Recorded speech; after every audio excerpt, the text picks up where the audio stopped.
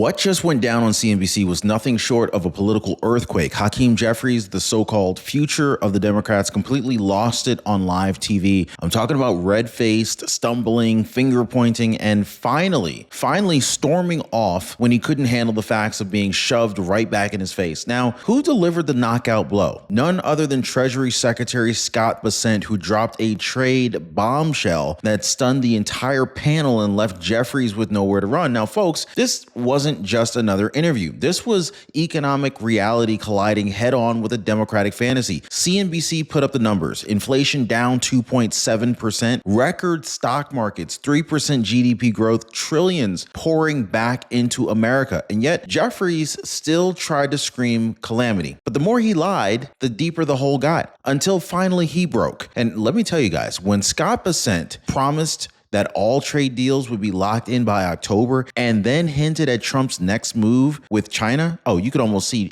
Hakeem Jeffries unraveling in real time. That is when the meltdown turned into a full-blown freakout. So buckle up, guys, because in today's video, I'm going to break down exactly how CNBC cornered Jeffries, how Bessent outsmarted him with cold, hard facts, and why this moment could go down as the day the Democrats absolutely lost their last shred of credibility on the economy. And trust me, guys, at the end of this, you're going to be asking yourself one very important question. Do you believe the numbers or the narrative? Now, just wait, because you really need to see the moment that Jeffries absolutely snaps, the trade bombshell that Trump's team just dropped, and why this fight is only just now getting started. If you appreciate the news updates, hit the like button and subscribe, guys. Appreciate you so much. So let me go ahead and set the scene, okay? President Donald J. Trump, he's in charge, and America's economy is on fire in the best way possible. In fact, the numbers do not lie. Inflation sitting at just 2.7%, down from the nightmare 9% under Joe Biden.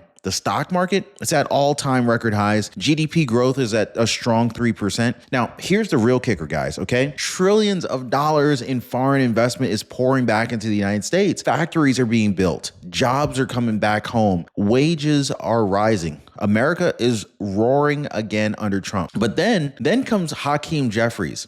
And so what does he say in the face of all of this? Well, he stares straight into CNBC cameras and cries out about calamity. Calamity. With every metric pointing to success, Jeffries is still clinging to the Democrat doom and gloom narrative. And that, folks, this is where the fireworks really began, because CNBC is not CNN. They don't just hand out softballs. They pressed Jeffries with cold, hard facts, and they couldn't handle it. Now, one host looked him dead in the eye and asked the question that could really cut to the heart of the matter. If Trump's tariffs were supposed to be destroying the economy, then why is America winning? Why are jobs up? Why are markets up? Investments up? Jeffries panicked. He tried to wiggle out, mumbling about costs going up and job creation slowing down, but every word sounded weaker, more desperate, more disconnected from reality. So the audience watching at home, they had to make a choice at that moment. Do you believe the numbers that are flashing on your screen, or do you believe the man sweating through his talking points? And so this is when that meltdown really started to build. I mean, you could see it in Jeffries' face, his tone, the way he kept dodging instead of answering questions. CNBC had him pinned, and all he could do was just lash out. But here's the thing. This was just the opening act, because when Scott Bessent stopped in with the trade bombshell, that is when everything actually came coming down for Jeffries. Now, Leslie Taylor, she didn't wait. She called Chapter early, and they saved her $1,000 a year. Unbelievable. Ed, 84 years old, he did the same, and they cut $684 a year for him. Now, I partnered with Chapter because they have access to the best information, the earliest information before the public sees it. By the time you get the official notice, the best options might already be gone. Now, if you're 65 or older, if your parents, your neighbor, your friends at church are over 65, write this number down and hand it out to them immediately. Phone number is down below, and it's totally free. 909-563-8279, or hit them up on the web at askchapter.org/Ron to lock in the savings right now. The phone number on your screen is the easiest way that you can save money, lower your monthly expenses for Medicare for free. All right, so just when Jeffries thought that he might be able to dodge his way out of this corner, in walks Treasury Secretary Scott Bessent, calm, confident, and carrying a hammer. Well, not a real hammer like from Home Depot or something like that, but anyway, Scott Bessent didn't mince words. He looked straight into the camera and laid it out for the American people. By October, every single major trade partner still holding out, Canada, Mexico, Brazil, India, they're going to have their deals signed, sealed, and delivered. No excuses, no delays, done. And then he dropped the real bombshell. The White House, they're literally staring down a decision on China, guys. With the truce about to expire and Scott Bessent, he made it clear, Americans should be proud of where we stand. Because for once, China isn't dictating the terms. We are. Now, we could almost hear the air being sucked out of the studio. Jeffries just sat there fuming, pissed off, angry, sweating on the brow, while Bessent basically talked about manufacturers flooding back to America, tariffs bringing in record revenue for tax cuts, and foreign companies are being told, look, if you want access to the greatest consumer market in the world, you're going to have to build it here and also hire Americans. That was the mic drop. And Jeffries knew it. But CNN wasn't done yet. They turned the screws even tighter. Democrats swore tariffs would sink the economy. They said recession. They said collapse. Instead, America's on a winning streak. So who was lying here? Trump or you? That's when Jeffries snapped. He accused Trump of bullying corporations. Can you believe that, guys? Bullying? Folks, that's not bullying. That's patriotic leverage. That is Trump standing tall and saying, look, if you want American dollars, you invest in American workers. Simple as that. But Jeffries couldn't admit that, because if he did, well, he'd have to admit that President Trump's strategy actually did work. And for Democrats, that's political suicide. And so now here's really where the tension explodes. CNBC forced the audience to choose. Is America's success the result of smart tariffs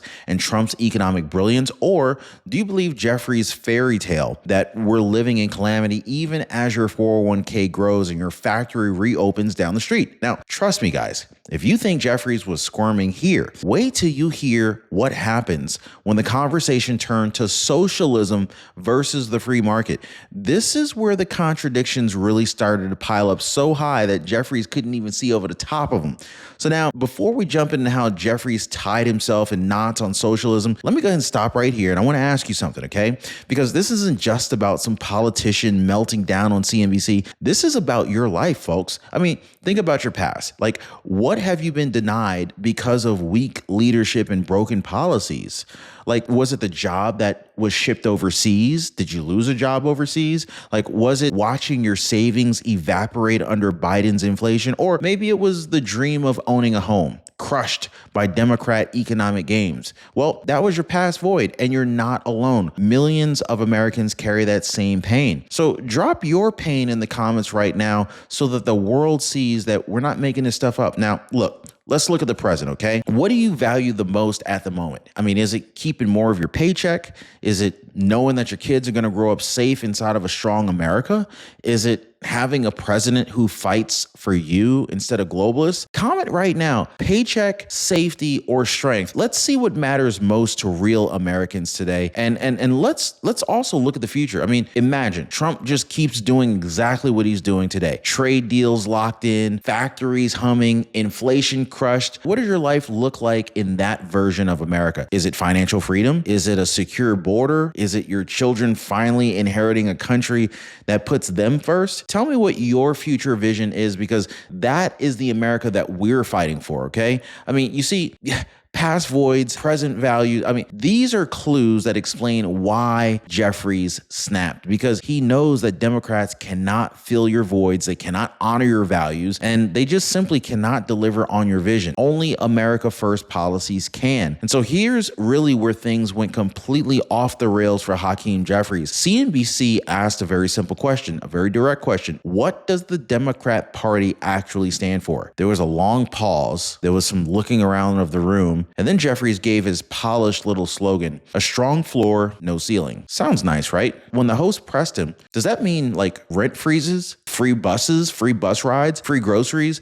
Then Jeffries started stumbling, because here's the hypocrisy. On the one hand, He's basically praising free market solutions like building more homes to lower costs. But on the other hand, he's defending socialist schemes that strangle the very builders that you need to create that housing supply. It's straight up contradiction piled on top of contradiction. And so, of course, CNBC didn't let him just wiggle out of that one. They cut into it. I mean, you can't claim to be pro-free market while defending socialist affordability gimmicks. So which is it, Congressman? And of course, Jeffries had no answer, just stuttering, dodging, and eventually lashing out, getting pissed off, angry. So now this wasn't just an embarrassing slip. This is the bigger fight playing out across America, because while Jeffries and the Democrats cling to slogans and freebies, President Trump and Scott Bessent, they're actually fixing the affordability crisis the right way. Cut taxes so working families can keep more of their paycheck, bring factories back so that wages rise naturally, push tariffs that make foreign companies build here instead of draining American wealth overseas. Now, meanwhile, the Democrats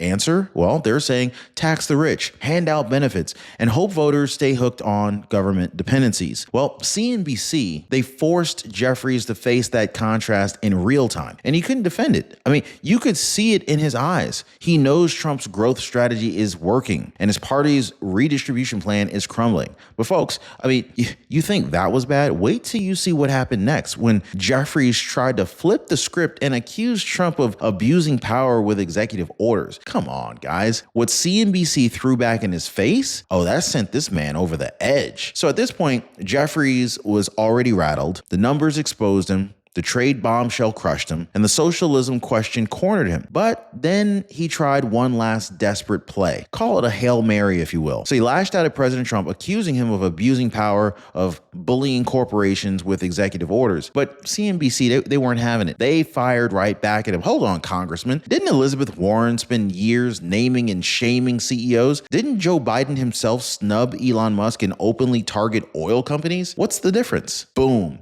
I mean, you can pretty much just see Jeffries' jaw just clench. He had no answer, because the difference wasn't policy, it was politics. Democrats call it leadership when their side does it, of course, but it's fascism when Trump does it. Here's the real kicker, guys. Trump's executive orders, they were not about bullying. They were about protecting Americans. Day one, he signed the orders that shut the border, saved lives, and restored security. That's not abuse of power. That is essentially using the tools of the presidency for the people. But Jeffries could not handle that truth. His voice rose. His hands started waving in the air like he just didn't care. He tried to pivot back to Trump. He's basically doing some Trump bad, Trump dangerous rhetoric, but CNBC wouldn't let him escape. They cut him off, they pressed him again, and that's when it happened. Jeffries snapped. He raised his voice, sputtered about some unfair questions, and finally quit the interview on live television, stormed off rather than admit that Trump's economy is winning and his narrative is falling apart. And so let me ask you this. In that moment, you didn't just see Hakeem Jeffries lose his cool. You saw the entire Democrat Party strategy collapsing, because if all you got is anti-Trump hysteria and you can't even defend your own policies, then what the heck do you have left? Nothing but a walk-off? Well, folks, that wasn't the end, because what this meltdown really exposed goes a whole lot deeper than Hakeem Jeffries.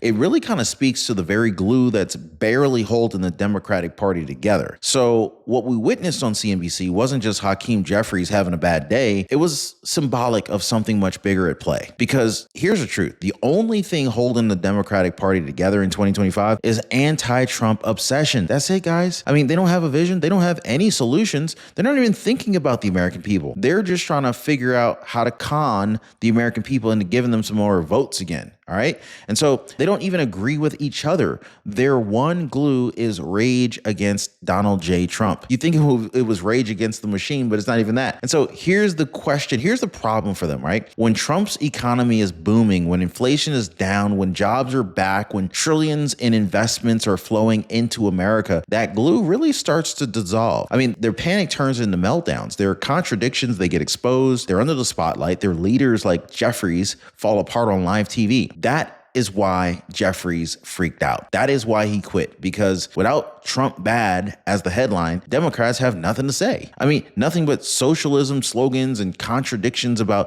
contradictions that crumble the second that they're pressed with any kind of reality. I mean, meanwhile, President Trump and his team, Scott Bessent, his trade negotiators, his economic advisors, they're delivering to the American people smart, strategic, patriotic decisions that put your family, your paycheck, and your future first. So let me leave you with this, okay? When CNBC forced Jeffries to answer the real questions, he couldn't handle it. But the American people can, and now you have to choose. Do you believe the numbers, the record highs, the booming economy, the facts? Or do you believe the Democrat narrative of doom and gloom and calamity that even Jeffries couldn't even defend? Because that choice will define the future of this country. Now, if you loved watching Jeffries' meltdown, and if you want to see more truth bombs like Scott Bessent just dropped, make sure you smash the like button, subscribe to the channel, and turn on notifications, and do not go anywhere, because YouTube thinks you're going to absolutely love the next video popping up on your screen right now. I guarantee it is a continuation of this fight that you don't want to miss. I'll see you on the other side.